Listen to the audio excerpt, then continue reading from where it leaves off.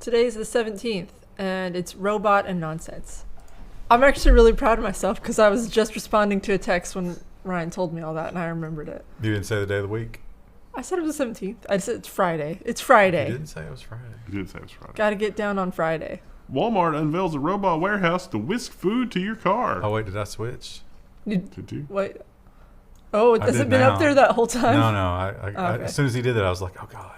I don't know. I hope I didn't. It's fine. It's the Alphabot. What a great name. How did Google not get that name? How pissed are they if they didn't get the Alphabot? Alphabet doesn't have Alphabot? Oh, Does my it? gosh. Does it have different color letters, too, just as an extra flex on Google? That might be pushing it. So I guess the Los Angeles Times, this is a paywall alternative link, does not have a video. So what these guys are going to do is when you do the online ordering, I guess, all the workers are just stationary, and the Alphabot goes and gets the pallet of whatever and brings it to them, and they put it in your order, and then the Alphabot goes back and gets something else. And it will take it to your car. That opens up an interesting possibility, though, is how does it know that it's got the right car? Like, License plate reader. Somebody could just pull in with a fake license plate and be like... That's a long way to go to steal groceries. Is there a max? How much monetary value can you order in one Walmart online order? Has anybody ever tested that? I've ordered over $250 before. Because you do like 4,000? That's for the office, Probably right? not. I wonder what... Here's an engagement challenge for you, chat. What's the most expensive but least volume order from Walmart? How much could we put in an SUV if we bought the most expensive yet smallest item? It would be saffron, right? You know, Like the spice? because of the things that I don't want to get into, we have experimented with the delivery things, and the Walmart delivery people are much more accommodating than the Kroger delivery people. Because like the Kroger delivery people will show up and they just open the door and they just dump it. It's like right just inside the door. They're like, "This is you got to deal with it."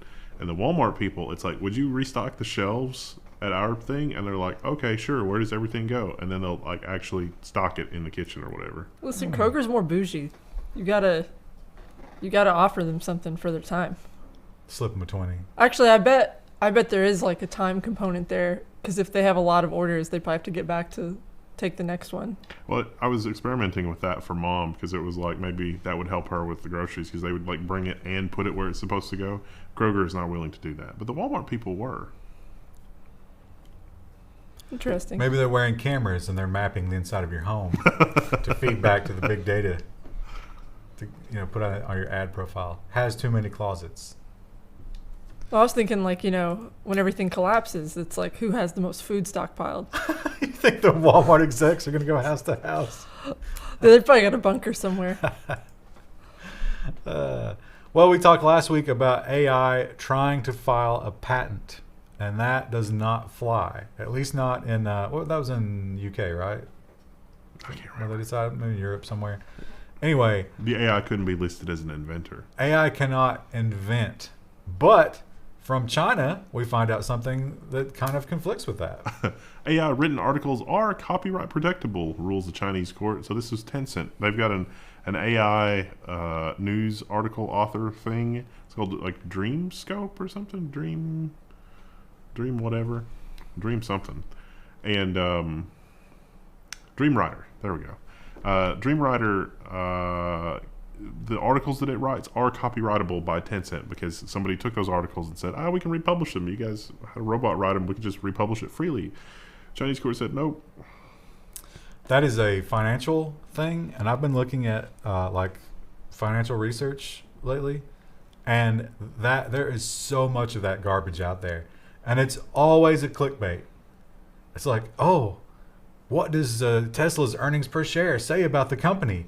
They never answer the question. It's just like a robot pumping out the standard data that you get from the company's press releases in that, like flowery AI paragraph structure.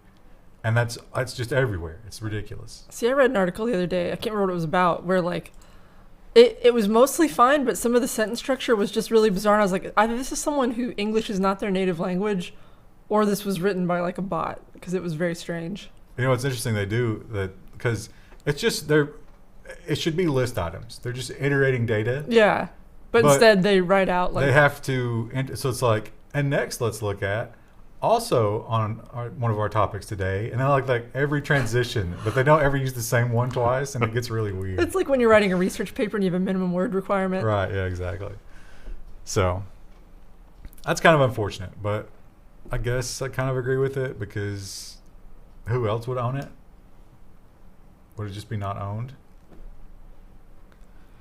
That can't exist in our society. How would you guys have the balls to get into an air taxi drone? Probably not V1. I don't have balls at all, so. Would you have the ovaries? The ovaries to get into. I don't know if I would trust this. I guess like if it became normalized and there were safety stuff. Nope, you're the first person. First person? No, probably not. No. There's a picture there. Pilotless air taxi from China's Ehang takes flight in the U.S. for the first time. So, North Carolina Governor Roy Cooper looked on as this thing flew off. He didn't get in it. He just watched it. He was like, all right, let's hope those people don't die. And then he high-fives the guy next to him. Well, there's nobody in it. Yeah. Oh, that's it. It says 100 people. They were watching. Oh, watching. You think there's 100 people in there? Well, like, I thought maybe they did multiple trips. I didn't know. So it's good for 500 to 600 pounds. I think with the American market, that's with luggage. So it's like one person. 2 people with luggage has to be less than 500 pounds. I mean, if it's 5 to 6, are you really going to be like, yeah, let's go to 6? Yeah, that's fine. No, I think I am amazed by how much people pack for like when you're in the airport and they've got like 10 bags. It's like, what are you? Where are you going? My suitcase for more than 3 days is usually like 80 pounds. Really? Oh, yours is all tech. That makes sense. Yeah. So 2 of you in the air taxi? Yeah. So. No problem. So I pack very light. Maybe that'll motivate us as a country to trim down a little bit. We'll see. They keep putting stuff in corn syrup and everything. It's everyone's fault except for mine. Yeah. Corn syrup is so delicious. I couldn't sleep last night. The corn syrup. And I was like, man, I wonder why I can't sleep. I was like, definitely didn't have anything to do with the Coke I drank right before bed. Well, what about your chips that you ate on Friday? I felt fine when I got home. I ate some oatmeal. But that character that Mike Myers played, it's like they put an addictive chemical in it that makes you crave for it nightly. That's corn syrup, as it turns out. It's delicious. Yeah. So maybe that Chinese company didn't put that into account when they marketed their air taxis here. Maybe I had some rotors. Yeah, I've flown one of the Chinese airlines, and they definitely assume that you're not very tall or fat. That's very.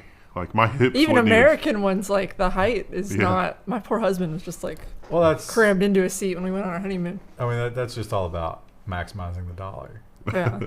Yeah. So, Microsoft has some interesting new AI that they're rolling out into Skype and all of the online gaming platforms, and I would love to look at how this thing works because. There's a dark psychology that has to be measured here. And how do you do that? What are the patterns? It's very fascinating to me. Microsoft launches a tool to identify child sexual predators in online chat rooms. The thing that I want to do is run the transcripts of Mr. Rogers' Neighborhood through this thing. And see if it catches anything. I have no doubt that Mr. Rogers is probably the nicest human being that has ever lived in a million years. How can you say that when Bob Ross exists? It did seem kind of creepy when you go back and look at it. And it makes sense because no child would be thinking of that. Yeah. Because it's, children are innocent for the most part. But you got to think as parents, you'd be like, oh, what's Mr. Rogers doing? Yeah. See, I haven't watched Mr. Rogers in so long. Like, I don't really remember anything being creepy, but. Well, he would actually talk about things that were actually. He didn't shy away from talking about things that were tough that children might be going through, in such a way that now we might actually consider it's like obviously this is an adult that has an ulterior motive. But I do agree that is the best way to do it. I don't think we should shelter our children from things like that because that eventually they have to deal with it. And I think the sooner you expose them to it, the more you can sort of like, prepare them for the horror of it. There's limits, Let's not show them a gangbang at 3. Oh, Whoa, it was a train horn. that was way too close to be a train. What was that? A boat. Is that the depot melting down?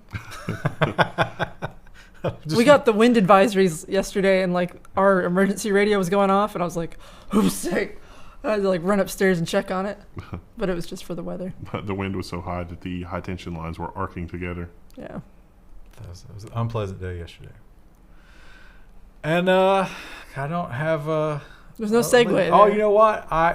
This is a great lead in. So yesterday, I decided to get a pizza. But I live out in the county. I'm not near any pizza stores. So I actually have to drive into town to get my pizza.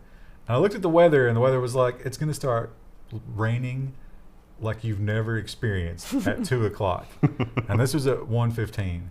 And I was like, You have time. I can make it. So I drove the car, which is not an all-weather vehicle.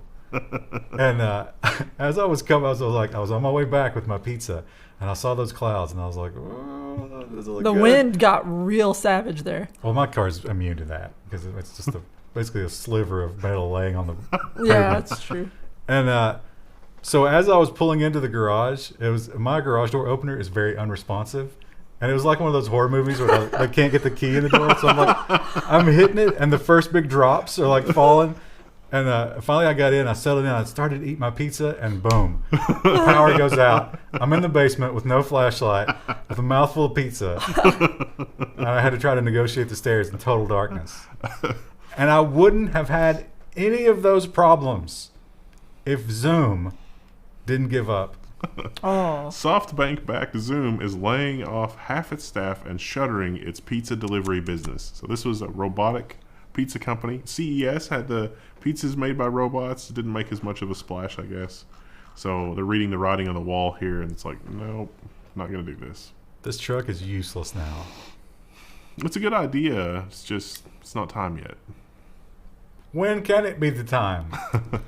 So now they do have some other things that they're still doing, and they claim that the pizza trucks taught them lessons that are going to help, but no more pizza trucks. Sad. Very sad. Now, we have seen some big flops, or last year in 2019, a lot of terrible, terrible movies. A lot of remakes, a lot of rehashed garbage. And I can only think that that's going to continue when this goes into effect. This is going to be terrible. Warner Brothers signs a deal for AI-driven film management system exclusive. Let me just translate this for you. So you might have been thinking that a lot of the stuff coming out of Hollywood is derivative and formulaic. Now it is literally driven by an algorithm that follows a formula that is derived from previous material. So they talk about, for example, when they go to a film festival, they have their bid. It's a bidding war. So people go in and screen a movie for the first time ever. All the studios see it at once, and then there's a bidding war. Can we get this actor? Can we get this script? Can we get all these things?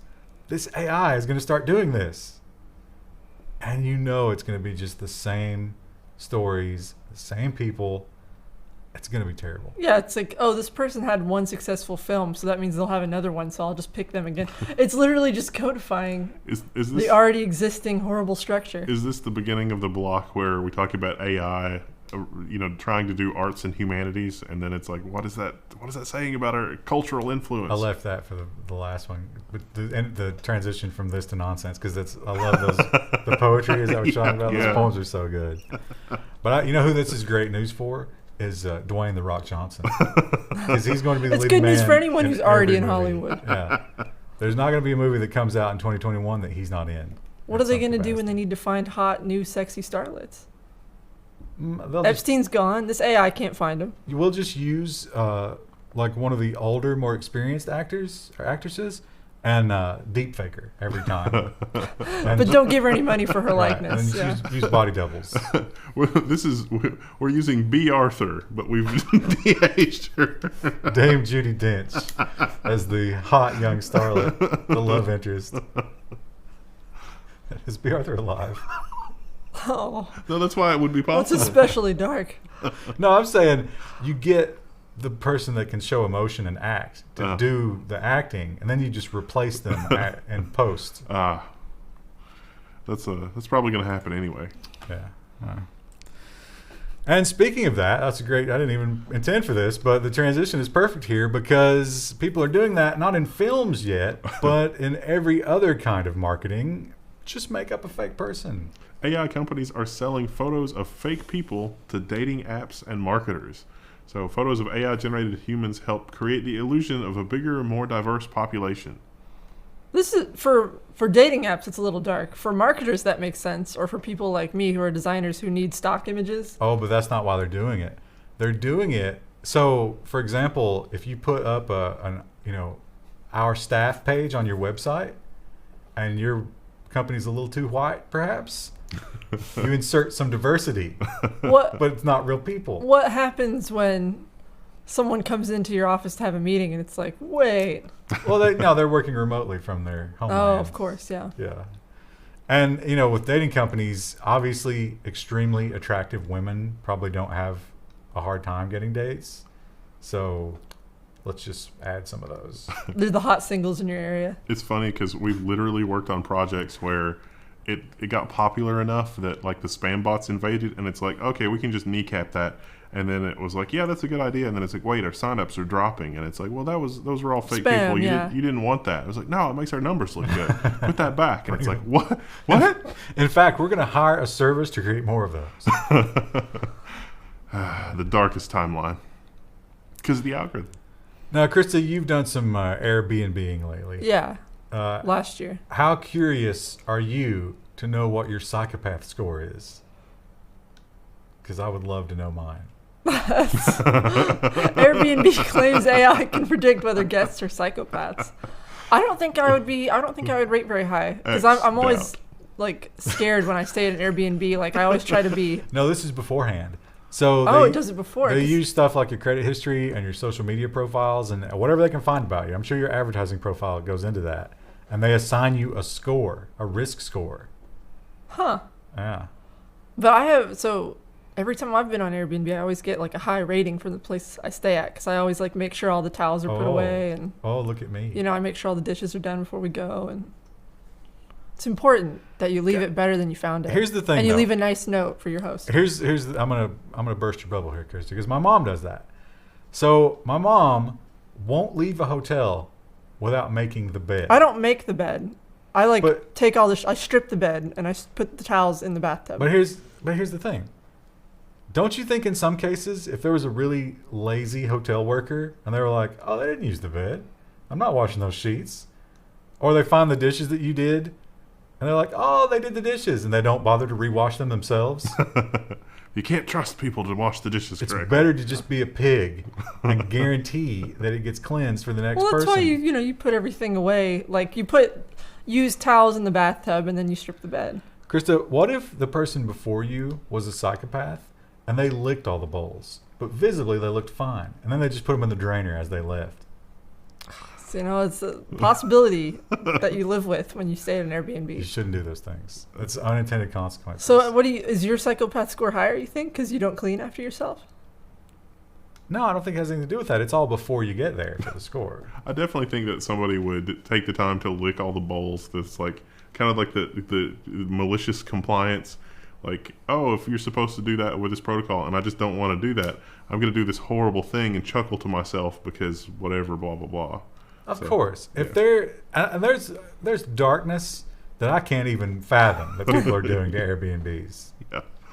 So you got to protect other people as well as yourself. Meanwhile, Samsung is doing amazing things with artificial humanity. Now, when I first looked at this, I thought that one of these was real and one was just a copy, and I was like, my God, I can't tell the difference. I looked at it for like 5 minutes. I was like, I literally can't tell the difference, but this is all just fake. It's all a fake person. Samsung's artificial human project definitely looks like a digital avatar. Does it, though? I would think that this image has been edited because the chin is different. And her skin tone looks like weirdly flat. It could just be lit poorly, too. Like, it looks waxy. No, It's not real, Krista. I know. That's what I'm pointing out. Like, it doesn't look real. Now, very androgynous. I mean, I would call this female. That's the look now, though. It's like the high-waisted jeans and the turtlenecks. But you could easily say that's a male, right? No, it looks female to me. I'm saying it's so close. Like, it's the short hair and like just the body type. I think her hair's slicked back. You don't know. I think it's very androgynous. Anyway, totally fake person, and no one's sure exactly what's going on with this because we haven't seen it move or anything like that. What is this thing? Also, are the arms too long? No, it's because she's got the high-waisted jeans on. That's the look right now. Oh, okay. Ryan, it's like you don't even know. I don't like that look. I don't like that look either, but it's horrifying. I don't like to tuck in my shirts, so. Anyway, Samsung is creating entire human beings that are totally fake, and God help us all. I'm not sure how they'll use that. I guess it could be like a model, a spokesmodel, an influencer. I'm thinking like hospitality type thing. Oh, that was a dupe. Oh yeah, that is a dupe. Terrible. Now, we've talked about Gatebox before. We had a lot of fun with Gatebox before because, wow, what a great product. And if you don't remember what it is, now, Hikari is not the name. What was the name from when we first talked about that? Hatsune Miku? Yeah. They always refer to her as Hikari in this one. I guess it's just a different... Oh, yeah. I think that was one of the downloadable personalities that you had. And then, like, the company that did it was different because people were constantly correcting us on that. So anyway, there's this great... sad commercial. We won't play the commercial again, but you should watch it if you haven't seen it because it's amazing. But it's a little box with your 2D girlfriend in it. Although she's actually rendered in 3D in the box, which is kind of cool. And they're $3,000, probably a committed but small audience for those. And because of that, Gatebox is looking to expand. A very Japanese virtual companion is being westernized. Goodbye, Hikari. Hello, cruise ship concierge. So I guess you go on a cruise, you have one of these in your room, and you talk to it, and it's like, bring me whatever, and it's like, okay. What are the westernized? Oh. Now they have downsized a little bit because if you look at here's Hikari, she's rendered in full 3D from like a little hologram base here. This is just a tablet stuffed in a glass tube. And this is the male version. They talk about a female version too who just look like, like very basic and professional. This guy doesn't look nearly as sexy as Hatsune Miku. Yeah, but... Why is his crotch outlined in green? Just to let you know. There. Just to draw Gotta keep the it eye. sexy, yeah. I'll let you guess why the color slowly changes from green to red. Oh. And these guys are going to help you out when you're on cruise ships and things like that, and they're going to use the same AI. The Gatebox will like greet you when you come home. It'll remember things for you, and it's like it's a girlfriend basically. Will it remember my peanut allergy, or will the ship's chefs murder me? I think didn't they also, if you could put a phone number in there and she would call you during the workday and talk to you. So yeah, you wouldn't look like such a loser at lunch. So I think that's what the commercial implied. Interesting to see those on a cruise ship. Although there is a camera, right? Yeah. So in your cabin, don't worry about that. Change right in front of it. You'll feel fine. It's fine. That light just turned red after I started changing in front of the... started blinking more rapidly. The more I took off. The crotch light. And finally, for the AI section, we have... Let me make sure this is the end of the AI section. I've embarrassed myself already with that. Looks like your ad blocker's on. Yes, okay. We talked about AI writing financial reports, and that belongs to the AI. We talk about them filing patents. That does not belong to the AI. So now we have to ask ourselves, what about poetry? The Mechanical Muse in the New Yorker. So machines are learning how to write poetry. How should artificial intelligence alter our appreciation of art? So I think what they're trying to ask here is, if we're using AI for things like music composition, artwork, writing, poetry, whatever, what implications does that have for society? Now, this didn't write them. Krista, can you read that? No. Oh.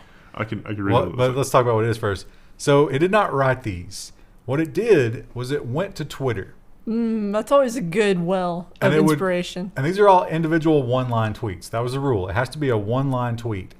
So it would get one tweet or it would get a bunch of tweets, and it would rhyme them based on the individual tweets. Also, it had to rhyme. That also changes things. Yeah, yeah. And so it created this kind of beauty. Okay, someone should read it if they can see it. It's a train wreck. It's like, I pay attention to the little shit. Yeah, the teacher aren't trying anymore.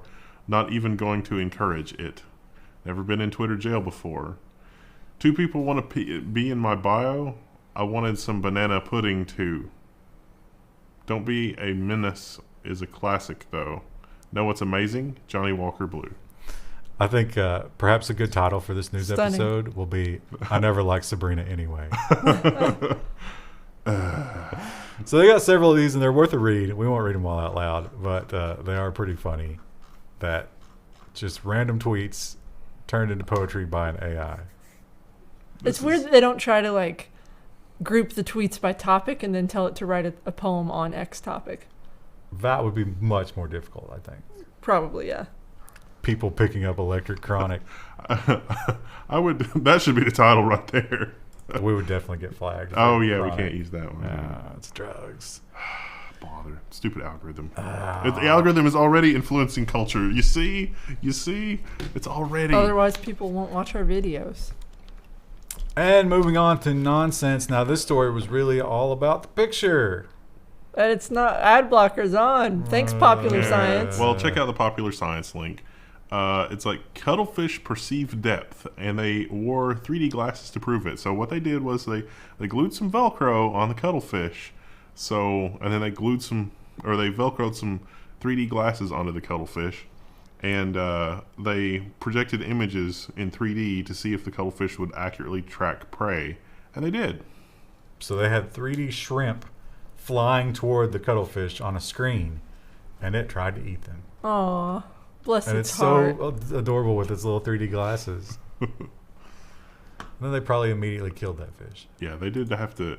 They talked about it was difficult to get the cuttlefish to respond correctly. So we teased it with food that wasn't real. And now we will kill it ourselves. And then ripped the glasses off, injuring it in the process, and then probably ate it. Can you eat a cuttlefish? Did we ever get a follow-up on the pigeon that had the hat glued to it? They got one hat off. I knew that. And they couldn't find the other one. So one pigeon's still out there. Wasn't it like Calamity Jane? That's a good name. Yeah, both of them had a good name. There was a male name too. I can't remember what it was though. Yeah. Well, this one is more of a, not really nonsense, but just more of a tragedy. Yeah. And doesn't really have anything to do with technology. It's just I felt it was important that we probe the absolute depth of human depravity and remind ourselves of the darkness that is the human existence. We're supposed to bring people up on the Friday news. Police in Australia are accusing 24 people of deliberately setting brush fires. So the fires in Australia were really bad. These people made it worse. And a lot of them were kids. Good job, Australian parents. I feel like there's like nothing really to say there other than like, come on, dude. That's what happened back in like September when it was so dry here and we had all the fires in Daniel Boone National Forest. There was a burn ban and people were still lighting fires, and it caused one of the fires to get worse. Stupid people. Yeah.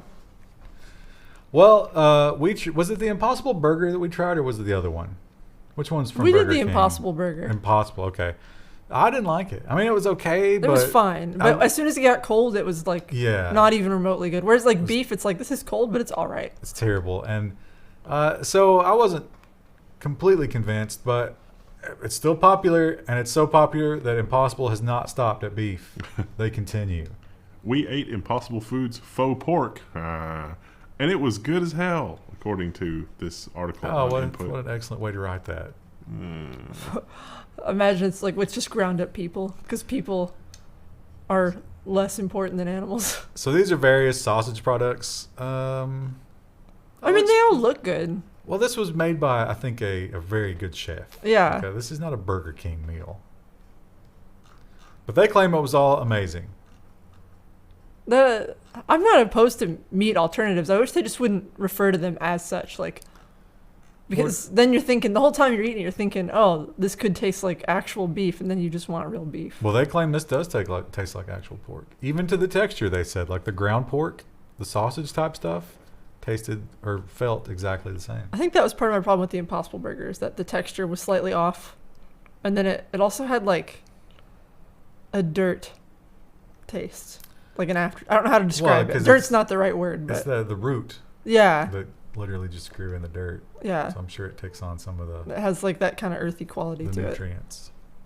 Yeah. I don't know. Again, it's not necessarily any better for you than eating the meat. It's really just so you feel better about yourself. Well, you feel better about the planet, I guess. In theory, it takes less resources to make that. But does it though? Because the process is intensive. I don't know if that's true. But the process to grow a cow is also, and transport the cow. Listen, I'm at the top of the food chain. I'll enjoy myself while I'm here. We talked about John Deere. And John Deere does really terrible things with its tractors by putting in a firmware that doesn't allow you to make replacements or repairs.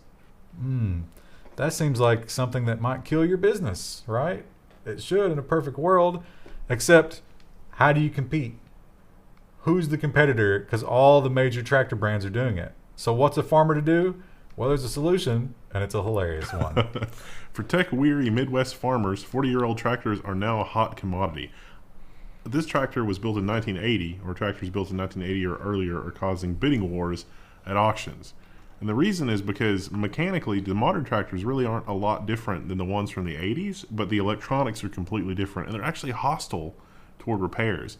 So I think it's a mischaracterization. The headline makes it almost seem like the farmers are Luddites. It's like, no, the farmers are actually very skilled technologically and know how hideously evil modern farm equipment is, and they're just like, no, I don't want any part of this. Well, the issue too is like, if you need to, the software service model basically goes to this, and then like, if your tractor breaks down and you have to call someone out to fix it, they might not be there for a week, and then you lose a whole crop because you didn't get to harvest it at the peak of freshness. And you talk about how these guys are actually pretty skilled. This guy that they interviewed bought this 1980 tractor, put a satellite navigation system in it. Yeah. And it's automated now. It's a drone from 1980. And that combined, that cost like $40,000 for the tractor plus the mods, whereas a modern tractor to do that was $150K, and it doesn't have the DRM problems. Can easily go up to $250. Yeah. So $250,000 for something that breaks down and is useless for weeks at a time. It's like, listen, I can just DIY it. Come on. Yeah. So that's I wonder if I wanted to get into the tractor building business and just make super basic, no frills tractors and sell them for $75,000. Could I do that? It seems like there's a market that would support it. There's probably an ODM in China that is like ready and right there. You need to find John Deere's ODM in China, and they'll probably be more than happy to work with you. But I bet like the transmissions and stuff are still too complicated. I want to make just a basic vanilla tractor. It's likely that the transmissions and other mechanical components of the tractors from the 70s are no longer patent enforceable. Oh yeah, that's what we need. That's what we need to get started on an open source tractor. That could be our YouTube channel. Another Level 1 tractors. It's funny because we would have no idea how to even use the tractor. But we could do some damn fine open source software. Yeah, that would be a cool thing to do. Because, God, can you imagine the corporate espionage and sabotage that John Deere would attempt? They'd probably kill us. Let's be honest. Let's just put out a hit. I mean, how complicated is this? Just good luck finding us in the hills of eastern Kentucky, bastards. Well, speaking of technology that is needlessly complicated and over-engineered to the point of uselessness, Samsung had an interesting offering.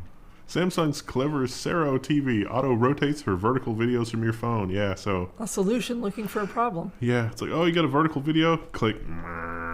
I would love to know how long you think the transition takes. Probably very. In my imagination, it's like 2 minutes.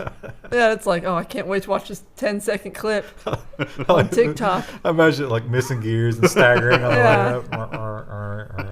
Yeah, this just seems, you know how you solve this? Don't film vertical video. Just don't do it. Yeah, you can only get that in 43-inch model because they assume that, well, 65 is maybe just too heavy for the motor, but also they assume that anybody who's into this is too poor to get a 65-inch TV. Clearly aimed at the millennials. And finally, this isn't really a nonsense story. This is actually kind of cool, but I couldn't figure out where else to put it. Like, what topic is this? It doesn't really fit. MIT scientists make a shape-shifting material that morphs into a human face. So it's like some kind of like plastic polymer thing, and you just fiddle with it, and it's well, this one's based on temperature.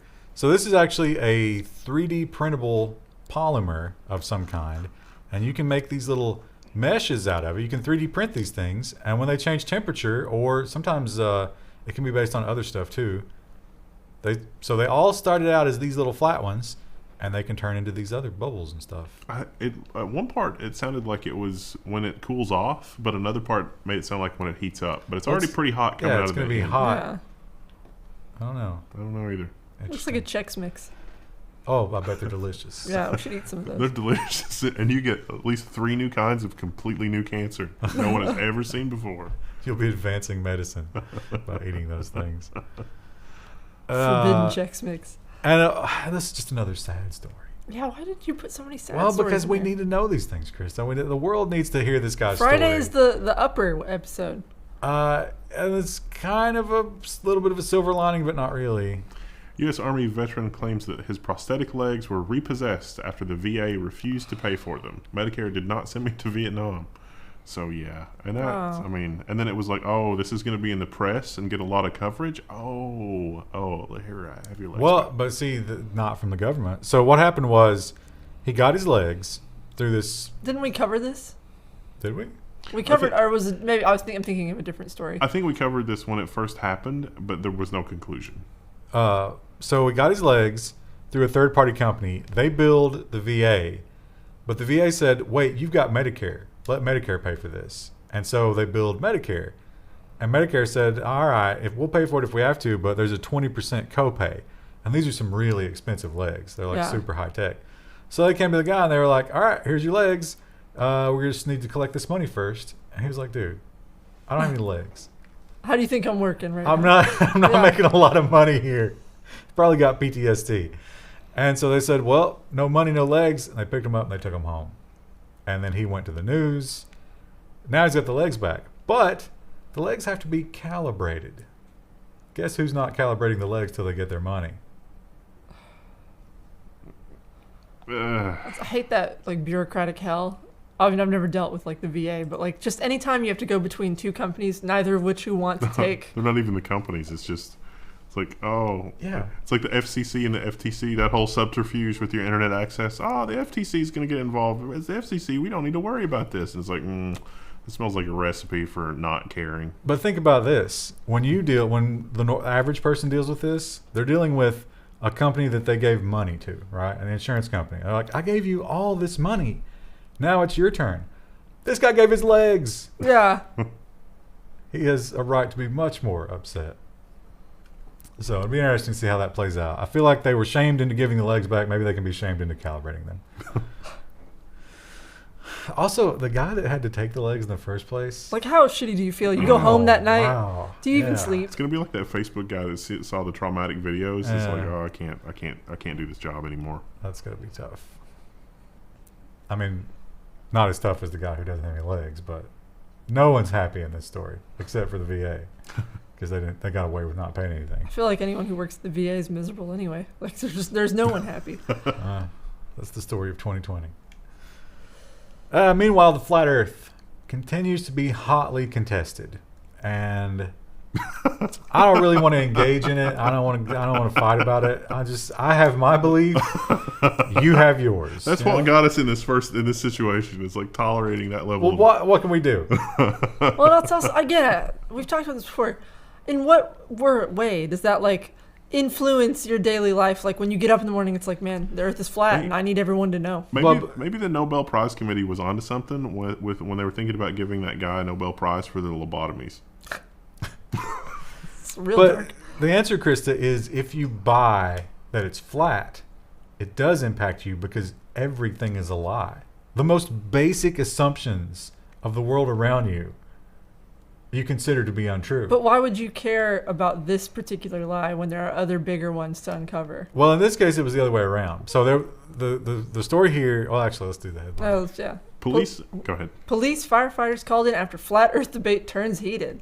Literally heated with a propane tank that was thrown into the fire. Listen, you gotta So this is a Mixed father, a son, and the son's girlfriend. And they were camping, right? Mm-hmm. So they had the propane for cooking, and they had the campfire for a nice festive warmth.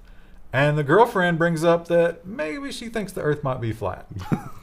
And the father's response to that was to throw most of the camping gear into the fire, including the propane tank. He just noped out really hard. That was his version of dropping the mic. And it blew up, and the fire department came, and he was gone by then, but they're searching for him. Presumably, not the most white trash thing I've heard a family argue about over a camping trip. Maud, how could I have gone so wrong? It's just the bottom of a lake somewhere. Now here's the question. Do you think the son knows damn well that the earth is not round, the oblate spheroid, and he's just, happy to be banging this dumb girl? Well, so yeah. Or is he like, well, maybe she's on to something here. Let's hear her out. It's sad either way. Maybe we should have a kid. Maybe that will make the relationship better. It'll bring us together. I'm sure I can convince her of the shape of the earth once we bring life into it. Well, Bitcoin scamming is a big business, but it's hard to do alone. And you need to be real careful who you go into business with when you're doing Bitcoin scamming. Bitcoin scammer stealing $63 million has been brutally tortured and murdered by his business partners. I've never, I can say I've never feared that from you two. Been brutally tortured and murdered. Well, you got to give it up to this guy because he was gangster till the end. So they scammed together all this money, but then he pulled the old double cross and claimed that his wallet was stolen. But they didn't believe him. Mm-hmm. And in fact, he was lying. So they said, bro, you're going to give us the password to that wallet, and we're going to see for ourselves. And they proceeded to torture him to death. And he never gave up that password. Oh, so it's just gone forever. Held it till the end. Wow. Well, that would be the ultimate FU. It's like, you've already been tortured to the point that it just doesn't matter anymore. It doesn't recover. And it's like, all right. I don't remember where that story was, but here's the crazy part. Like, after he was dead, they took him to the hospital, and they were like, bring him back. We're not done. And the hospital was like, this man is dead. So they went for a second opinion at another hospital. And when they got that opinion, they just noped out. Wow. A second opinion. Wow. Oh, it's another crazy. Also a dark story, but there's kind of like a fun, it's just bad people. Whereas the veteran guy, you feel sorry for him, but the Bitcoin scammers, it's like, oh, that's just kind of like a madcap adventure. No one of value was hurt. I find that just so, I don't know. Anyway. Michigan has legalized weed, Krista. They've had legal medicinal. But now it's just straight recreation. Oh. Just go in and buy it. Oh, actually, I actually did know that because a friend of mine was visiting her in-laws over the Christmas break, and apparently half the family decided to blaze it. No. And she had to watch the kids while that was happening. Should you be blazing it in a house with kids in it? She was in another room, but yeah. Anyway, some unintended consequences have come from that end of prohibition. One that you might never think about. Small Upper Peninsula town buys odor device because it quote unquote stinks from marijuana. So apparently, a lot of people. This was a town that had some houses for sale, and it was real estate wasn't that expensive, and some opportunistic growers snapped up that property. And so now everything. So the town is trying to figure out a way to. Now they don't have a smell ordinance, but they're looking at passing one. Wow. And once they do, they'll use that machine to. Now that's going to be bad news though, because I think we've all driven by some of the food manufacturing, the food processing plants and stuff, and a Chinese restaurant. Yeah, I mean, there's no enforcing that. And who says what's a good smell and what's a bad smell? It's totally subjective. Yeah. There's some case law about that's maybe going to be a little problematic for that township. We'll see. We'll follow that story. And so we all have to think about, we're getting older, and Krista's just starting to realize that she's getting older. Like, she didn't even accept it till today. Yeah, I was like, oh, I don't know what an e-girl is. I can't define it. And it's only going to get worse. You're only going to get more and more out of touch, and the world is only going to seem more and more hostile towards you, Krista. So look forward to that. Cool. And but when it's all done, the question is, what are they going to do with my remains? I don't care. I'm not here. Just throw me in the dumpster, right? Yeah. But legally, they won't let you do that. So burial seems kind of barbaric to me. Cremation, yeah, that seems like the way to go. But wait, there's another option. First human composting site set for Seattle. So you can be composted. But they can't use you on like any food garden. It would have to be on a regular garden. Well, here's the thing, Krista. So they mix you. It would take a long time too. No, they mix you with wood chips and something else. Oh, do they grind you down first? Maybe bone meal. I don't know, but they put you in like a plot with dirt and all these, accelerants for your decomposition. You need moist. And then was it like 6 months or 4 months? They put a tree on top of you. It didn't take a long time. No, the family can come. It's 1 square yard of soil. You can come and get it and take it home. That would be kind of fun. It's like talk to Grandpa as a tree. Yeah. I don't think I'd want the dirt from a loved one. No, I mean, like, do you spread the dirt like you do ashes? I don't really. Well, you could, like Wendell's talking about, you could plant something in the dirt. And then when that tree is struck by lightning and dies, it's like, oh, Grandpa died again. Or like, can you imagine? Because fresh dirt, if you've ever had cats, you're going to look out that first day and they're just going to be digging holes and just shitting all in Grandpa. But maybe that's what he wanted. He wanted to go back to nature. How expensive is this permit? Does this article mention? I don't think it's super expensive. Honestly, I feel like dirt, like just burying someone, is the least efficient. $5,500. Oh, that's about comparable to. Now that doesn't include like a casket or anything, obviously, but your funeral service is there in the facility, which is maybe a little impersonal. Yeah. Yeah, you have the service and it's like, all right, we're just going to wheel her back and just grind her up, put her in the chipper. Like, you're sitting there, it's like, let's remember, Dad. And then there's like a beeping from the dump truck. It's dropping up. No. I just got a mental picture of like, everybody's sort of weeping quietly and they're all dressed in black and there's tissues and stuff. And then the crew comes out and, you're on display or whatever because it's the memorial service. And they take it back, and then somewhere off screen, you just hear like a chipper shredder during the prayer. Yeah, it's just like it's really bottoming out too. You hear guys like, run it back a little. They're big boned. They come out, and when their coveralls are just drenched with blood. Saturday Night Live should do a skit like that. If they were still a funny show, they would. Yeah, I was going to say they won't touch that. Speaking of, pets and your cats that you have and what they do with your freshly turned loved ones, the question that's on everybody's mind, of course, is how many cats is too many? Yeah. I think there's individual laws. This city has a law, right? I think it's like 4, right? Yeah, you can only have 4, which, I don't know, I feel like you could juggle 6 cats.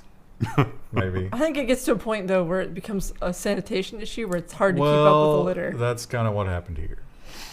Oh, North Carolina man and his 17 cats file a civil rights lawsuit after county seizes animals. Oh, I missed this one. I didn't see this one. So this guy had 17 cats. Obviously, that's a little excessive, right? But if you could take care of 17 cats, who's to say you couldn't? Now, here's where the argument comes in. Mm-hmm.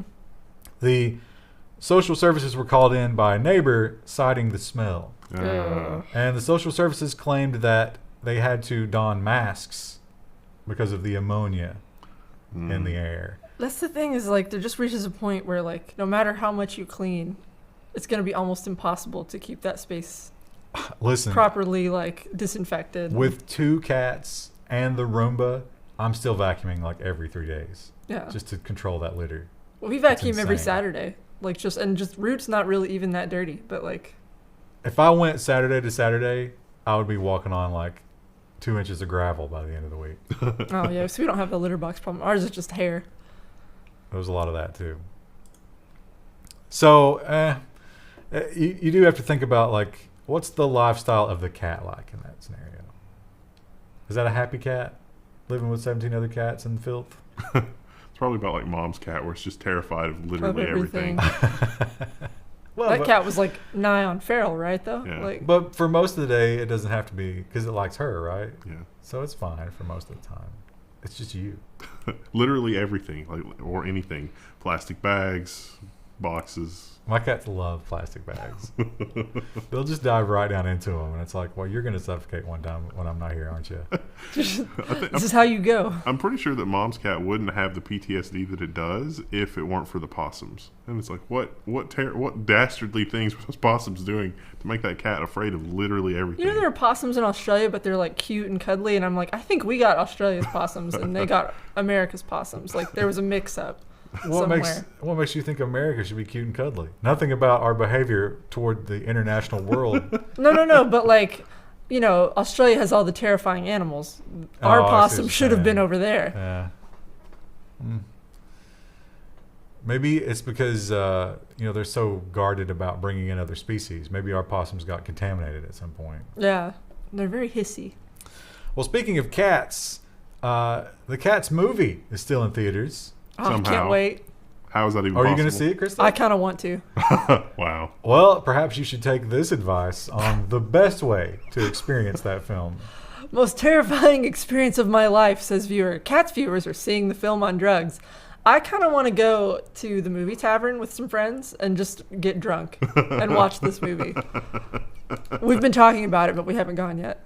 So it mostly seems to be hallucinogenic type stuff that people are abusing when they watch this movie. And it doesn't seem like... Now, they did the emergency graphic fix. Doesn't seem to have helped. No, look at that. That's terrifying. Well, we don't know if this is from before or after. But does it matter? That is horrific. It's just the longer you look at it, the weirder it gets. Are there any more pictures? I've seen a lot of screen grabs. I've also seen some videos of it, like that people have taken from the theater. Yeah. And there's like a whole like roach dancing scene, and it's like it's just... I'm not ready for that. No. Ugh. But I am kind of ready for it. I kind of want to go see it. They should have still given in them theaters. claws and paws. They shouldn't have They did in hands. some places. They're like It's inconsistent. they're too humanoid is the issue. Like it's just strange. They should have used that face rig technology just to make them actual cats. Did somebody clue the director into the whole point of Cats was to just let singers and dancers do singing and dancing on stage for no real reason other than they're Then just talented? the joy of dancing. Isn't that yeah. all of Broadway? Yeah, I mean, I feel like we've moved on from musicals as a people. They were more popular, like in the 70s. I think was like the heyday of like movie musicals. When we didn't have anything else.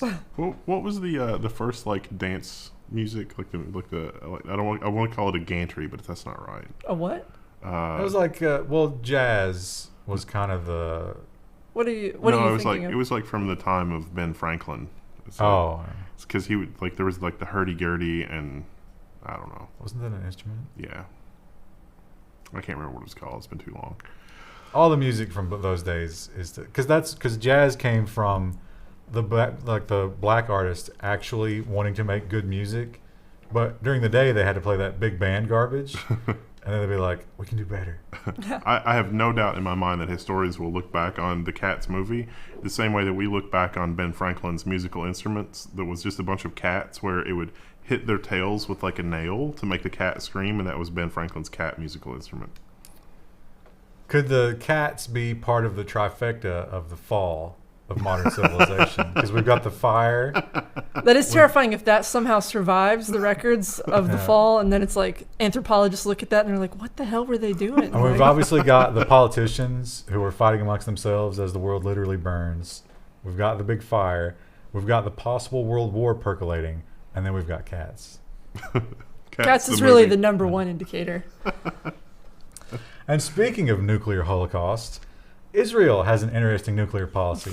Their nuclear policy is, we're not going to tell you what it is. We might have nukes and we might not. Now, a lot of people assume that, yeah, they do, which is interesting because nobody else in the Middle East is allowed to. But Netanyahu maybe made a little faux pas when he was talking. Netanyahu corrects himself after calling Israel a nuclear power, and then everybody was like, wait, was that a slip? What did you do? What did you do? Yeah, that was a slip. Yeah. He says not. But that's what he would say, isn't it? Unless he's playing all sides. Was that the match? I don't know. The fire's already burning. That was the pile of munitions lying in the fire. Now this, I got to tell you, its prices was like $320 plus so much a year or whatever. But if you can take my toothbrushing time down to this level, I will pay it because that's the most boring time in the day. Don't you feel that way? Yeah, you can't do anything else really while you do that. Incredible toothbrush can deep clean your teeth in just 10 seconds. Now, I read the description for this thing, and I imagined a mouth guard that you put in your mouth, and you're waiting longer in anticipation of some terrible feeling, and then it's over as soon as it started. Is there a picture of this thing? Yes. But there's also a 1 in 800 chance that it's just going to break out all your teeth. Oh, I feel like that would bring up my PTSD of when I had to have impressions made for my braces. Oh, those are terrible, aren't they? Yeah. So there it is. So I guess it would be a total of 20 seconds because you got to do both sides, right? Yeah. Or you could buy two of them. Well, it might be double-sided. Maybe you bite down on it. No, because look at the top. Oh, yeah, okay. So you pop that thing in, and in 10 seconds, now this is supposed to be way more effective, but it's something about the angle. Anyway, 10 seconds of horror, and your 50% of your mouth is perfectly clean. Yeah, except you have to brush like 2 times a day. So you have to deal with this 4 times a day. Oh, no. It's 40 whole seconds. I guess, I don't know. But, yeah, it was, how much was it? How many dentists agree on this? There's a picture of her. If it's not 9 out of 10. Her holding it. She looks so happy because her teeth are clean. It is... Notice that her mouth 92 is... pounds. 92 pounds. What's that in dollars now? Dollar reduced. It'll be a little over $100. But you got, once a month, it costs you 21 pounds to buy a new... Oh, that sounds like a subscription service. Yeah, I'm not interested in that. Mouth guard of the month. Tooth cleaning as a service. But I'm already doing that with my electric toothbrush. They're not that expensive, but they're pretty expensive. I only need about 4 to 6 heads a year with the electric toothbrush, though. Yeah, but I'm a little frugal with my heads. Probably shouldn't be. Speaking of heads. I'm not going to try to add to that. Arizona City under siege by graffiti artist who keeps writing penis man on everything. I was sad that they didn't show an example of it because I don't. If it's in here, I can't see it. You know, our graffiti artists here in our little city. There's Rom and there's Mako, and personally, I'm a Rom fan. Yeah. I root for Rom because Rom's the OG. Well, Mako's an imposter. Rom's got the most coverage by far. Yeah, Rom's everywhere. So here in Arizona, Penis Man is apparently just tagging everything inside. And that's funny because that's a funny word. Recently off his meds. And they can't find him, and they are apparently getting a lot of pressure from the community and the local politicians. But the police are saying, look, we don't have a way to find this guy, and we're wasting our time looking for Penis Man. Did you cut the story about the college students spray painting the swastika? I didn't even see that. I didn't see that. I think that was the one where a bunch of college students wandered onto campus, and they were wearing face masks and stuff, and they were spray painting swastikas because there was surveillance and all this other kind of stuff. It's very similar to the penis paint story. Swastikas are a slightly different thing than spray painting a penis man. Just not even the penis, just the word penis man. I mean, the penis in itself maybe is not threatening. You know? Well, they obscured their masks, or they obscured their faces with masks and blah blah blah. They did not, however, disable Wi-Fi on their cell phones. So their cell phones connected to the campus Wi-Fi using their student credentials. Where was this? Some college somewhere. It's a bonus story. We didn't even mention it. We didn't actually include a link. I don't remember seeing that at all. Yeah. Maybe I got clickbaited into something, because sometimes that happens. Like I'll go read one of these stories, and then there's a clickbait thing. Speaking of which, I'm gonna move my mic here. Pardon me, because we forgot to add the other story. Now let's lead into this one first. So we saw that the Supreme Court of India ruled that you can't turn off the internet to Kashmir, which is a big win, right, for the people of India. But an even bigger win in Brazil. Brazilian Supreme Court rules that Netflix is allowed to show gay Jesus film. A judge in Rio had ordered the film's withdrawal, reviving allegations of censorship, but no, they put it back. I think this is satire. You think? Well, yeah, the way people were talking. So I didn't know anything about this, and I saw people getting angry on Twitter about it. And I was like, well, did they say, like, was that a documentary? But no, it's literally just a humor comedy thing, and it's like, well, does anyone take that seriously? Like, Yeah, exactly, because the name of it is The First Temptation of Christ. And so, it's like really over the top. Probably actually more offensive to gay people than Christians. Yeah. Because, like Jesus is the gay stereotype. But apparently the studio that made it was firebombed. Wow. oh, People were so serious. I never understand why God and Jesus need to be defended by people. Literally the most powerful beings in existence, or singular being, depending on how you look at it. But he needs you. 3 is 1. Come on. He needs you to throw a punch. No, you don't matter. That building will be wiped away in a bolt of lightning if it shall be. Or, it doesn't even have to be that. It could be erased from the timeline, and we would never know it existed. The scope is so large.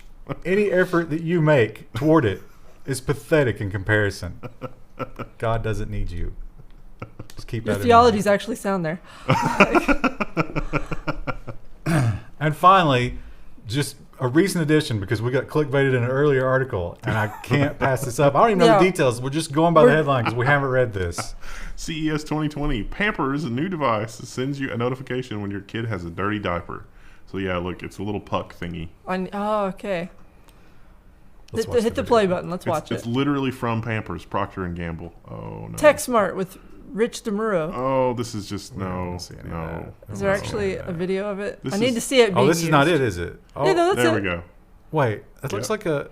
What? Is that the? That's the camera because put that up everything to- has Why to is have there a camera? Everything needs a camera and a microphone. That's just Oh, there it is. yeah, Ah. It's sticky. yeah. You just Can you imagine that having that in your Oh, the the graph. graphs. No. Can you imagine exporting that data? To And your then, like, doctor, your pediatrician. No. So, your son's 16 years old. He brings home his first date, and you whip out the poop graphs. It's like, Listen. he filled his diaper every 3 hours. He's listen, you have nothing to worry about with my son. He was a very consistent pooper. It's like, what? You want to talk about the perfect texture and moisture content. It was like nothing you've ever seen. We worked very hard to keep his diet. That was literally one of the things in Rick and Morty. Like there was a thing. He had a computer that had all of his poops cataloged in it. Oh, it takes a picture when you poop. Oh, that's what the camera's for. I think the camera's probably for other things like Ugh. spying and surveillance and consumer data. What? Just do the sniff test. The low tech option does work. That would be kind of cool though, because you know how babies often get that like weird face when they're pushing one out. Yeah. So like you get a shot. Or of they that every smile. time. They smile when they have to go, and it's like that baby's not happy. That baby's just You pooping. could have an Instagram that's nothing but pooping babies. The next influencer is not even 2 years old. Or a People newborn are- infant. People are giving their kid like chia seeds and psyllium husk. It's like, we need more content. Come on, output. Oh, They keep their baby in diapers till they're 5. that's it for this week. We'll see you next week.